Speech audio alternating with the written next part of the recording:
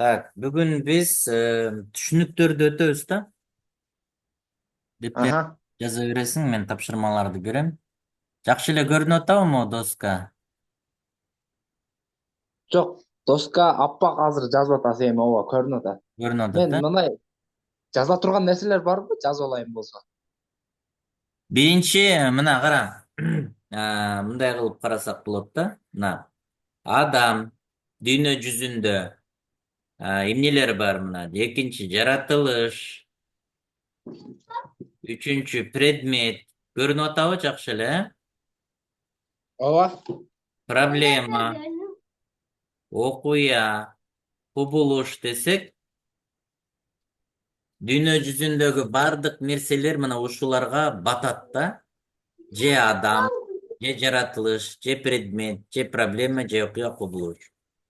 Эми ушунун Ага. бардыгы биригип биздин мээбизде түшүнүк катарында эле болот да. Мээбиздин ичинде түшүнүктөр эле болот экен.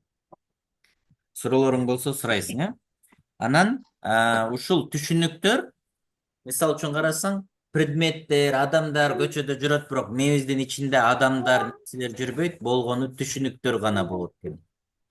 Эми ушул түшүнүктөрдү биз жакшынакай кылып сорттоп алышыбыз керек да, мээбиздин ичиндеги. Түшүнүктөр бул өзү экиге бөлүнөт. Көлөмү, анан мазмуну боюнча.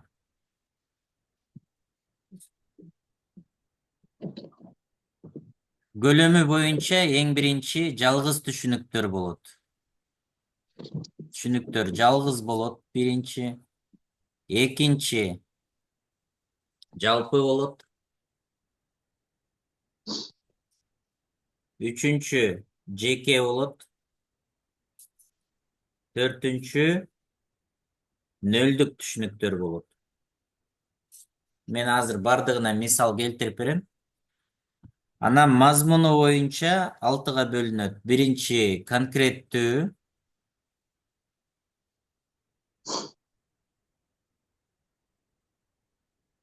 экинчи абстрактуу,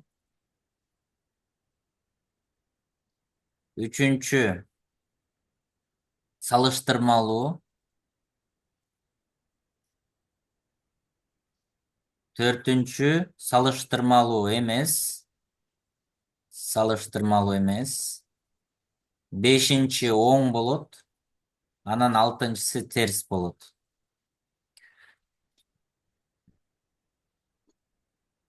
Эми ар бирүнө бир эки үчтөн мен мисал берейин. Тапшырма болсо, ар бирөөнө сен 50дөн табасың. Жалгызга мисал келтирсек, так, жалгыз түшүнүккө мисал келтирсек, азыр.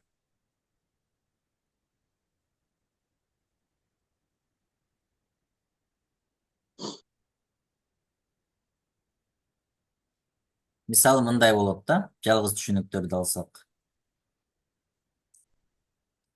Формуласы А барабар Б болот. Мисалы А деген түшүнүк бул өзүнчө бир түшүнүк, Б деген дагы бир, бирок экөө бир эле убакта бир эле түшүнүктү билдирет. Мисалы, Ага алсак, Кыргыз Республикасынын биринчи президенти деген түшүнүктү алсак, Бга Аскар Акаев десек, ушул эки түшүнүктен бир эле болот. Түшүнүктүүбү бул жагы? Ооба. Мисалы дагы бир мисал алсам, дүйнө жүзүндөгү эң бийик чоку бул кайсы? Эверест. Эверест, көрдүңбү? Бул эки түшүнүктен бири-бири менен 100% барабар. Ооба. Кыргызстандын борбору десек, бул Бишкек. Бишкек шаары десек, бул Кыргызстандын азыркы борбору десек, эки түшүнүктен бир да, буларды барабар түшүнүктөр деп коет. Ооба. Суроо барбы? Ооба. Ошондо бул жалгыз түшүнүккө кирет, жалгыз деген. Ооба. Буга 50-нү түзөсүң мага. 50-нү Ага, таап, ушундай түшүнүктөрдөн, ооба. Кийинки Жалгыз түшүнүк. Экинчиси жалпы түшүнүк, бул оңой эле. Жалпы түшүнүктөр, мисалы, жырткыч деп айтсак, жырткыч. Бул дүйнө жүзүндөгү өзүнө бардык жырткычтарды камтыйт өзүнө. Карышкыр, түлкү, аю, акула, бүт жырткычтардын бардыгын бул түшүнүк өзүнө камтып турат. Демек бул кандай түшүнүк болот экен, жырткыч деген? Жалпы түшүнүк. Жалпы түшүнүк. Мисал үчүн ручка десең дагы дүйнө жүзүндө бардык ручкалар кирет. Окуучу, дагы эмне дейбиз? Балык, суу, тоо, планета, дагы эмне? Дептер. Жекелик Э, түрдө жазабыз бирок булардын бардыгынчы. Мунун бардыгы жалпыга кирет экен. Мындан дагы элүүнү түзөсүң. Бул жеңилирээк болот. Суроо аха. барбы? Суроо жок. Үчүнчүсү жеке түшүнүк. Жеке түшүнүктөр, жеке түшүнүк. Бул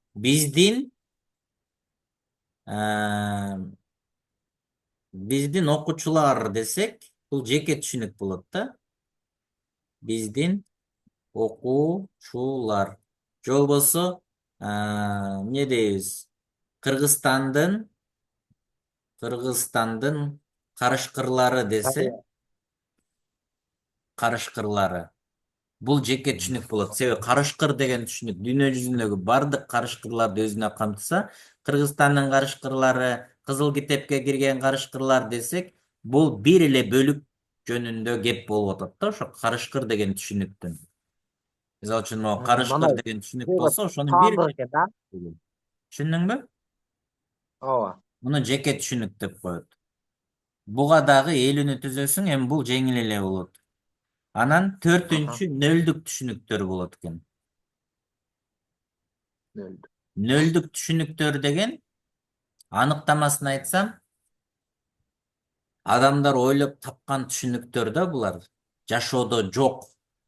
Бирок биздин түшүнүк катары эле бар. Мисалы, Аяз ата. Жети баштуу желмогуз. Чебурашка. Человек-паук. Бэтмен. Дагы кайсыларды айта аласың? Супермен, Халк дегенге окшош. Супермен, Халк. Булардын бардыгы эмне экен? Нөлдүк түшүнүк. Нөлдүк түшүнүк. Булардын Булар аты бар, заты жок да. Заты жок ооба десе, мындай өлүп кеткен эмес булар. Негизи эле болгон эмес да буларчы. ооба болгон эмес, бирок аты бар мындай. Не существует дегенге окшош экен да. Атын эле адамдар ойлоп таап койгон.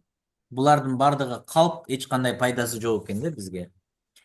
Эми Аха. бул көлөмү боюнча болду. Эми түшүнүктөрдү мазмуну боюнча карайбыз. Мазмуну. Мазмуну боюнча биринчи конкреттүү дедик. Конкреттүү түшүнүктөргө 5 сезим менен кабыл алган. 5 сезим десе бул биринчи көрүү, жыттоо, угуу, дам татуу, анан терибиз менен сезебиз, колубуз менен. Ушул 5 сезим Ооба. менен кабыл алган түшүнүктүн бардыгы конкреттүү болот экен. Ооба. Ата, Көзгө көрүнбөй зат. жаратылыш, предмет, окуя, кубулуш деп атабыз. Мисалы, аба деген конкреттүү же абстрактуу? Аба деген абстрактуу, мындай көзгө көрүнбөйт. Көзгө көрүнбөгөн менен жыттап атпайсыңбы сен? Мына дем алып А, атабыз. Ал бар да аба. Сезесиң денең менен. Мына колуңду шилекейлеп туруп, монтип ары бери минтип шилтеп көрсөң, колуң муздайт. Абаны сезип атасың. Көрдүңбү? Бул көзгө көрүнбөгөн менен биз тери менен сезип атабыз. Көрдүңбү? Ал сөзсүз эле көрүнсө эмес экен. 5 сезим деп атабыз. Уксаң, мисалы, күндүн күркүрөгөнүн угасың. Ал жок дегенде эмес да, угуп атабыз. Көрбөсөк дагы. Ошолор конкреттүү болот экен. Түшүнүктүүбү? түшүнүктүү ооба. Буга дагы элүүнү түзөсүң. Андан кийин А, абстрактуу. Абстрактуу түшүнүктөр булар Конкреттүү, абстрактуу, зататоч деген деле түшүнүктөр бар кыргыз тилдин грамматикасында. Ушул логикадан Ооба. алынган алар. Абстрактуу булар беш сезим менен кабыл албай тургандар экен. Мисалы келтире аласыңбы? Мисалы, м, мисалы кыял, Ооба, максат. кыял, сүйүү, достук десең, булардын бардыгы абстрактуу болуп кетет да. Достук, мээрим, Кайгы. ушулардын бардыгын эме кыласың. Буга дагы элүүнү түзөсүң. Андан кийин үчүнчү салыштырмалуу түшүнүктөр бар экен. Салыштырмалуу түшүнүктөр. Салыштырмалуу түшүнүктөр бул бир түшүнүк пайда болгондо экинчи түшүнүк ошону менен сөзсүз пайда болот. Мисалы,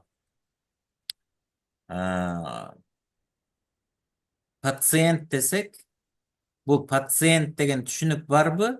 Доктор деген түшүнүк бар да. Мисалы, Ооба. дүйнө жүзүндө бирде пациент, оорулуу адам калбай калса, доктор деген түшүнүк дагы кереги жок болуп калат. Түшүндүм.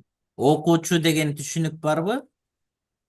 Мына, Ооба. анда агай, мугалим деген түшүнүктөр дагы болот. Биринчи окуучу, бул окуучулар эгерде үйрөнөм деген адамдар жашоодо жоголуп кетсе, анда мугалим деген дагы жоголуп кетип атат да, көрдүңбү? Ооба. Тайеке жээн, чоң ата небере, күйөөсү аялы деген түшүнүктөр мына салыштырмалуу болот. Кардар дүкөн, Кандай? кардар дүкөн болобу? Жакшы угулбай атат го чото.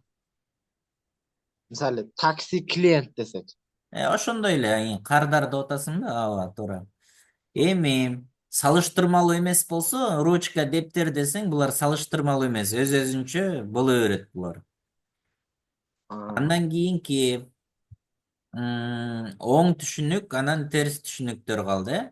Оң түшүнүк деген бул мазмуну боюнча оң, мисалы, жаман деп айтсаң, бул оң түшүнүккө кире берет, себеби жаман деген касиет бар дегенден кабар берет да. Бул мааниси боюнча деген жок. Мазмуну боюнча түшүнүк. Терс түшүнүк болсо, жаман эмес деп койсоң, анда бул терс болуп калат экен. Себеби ошол жаман деген касиет анда жок дегенден кабар берет да. Көрдүңбү? Бул логикада мына ушундай. Маанисине көңүл бурулбайт дагы, анын ички мазмуну деп атат мына ушул. Эми мен бул сабакты запись кылып койдум.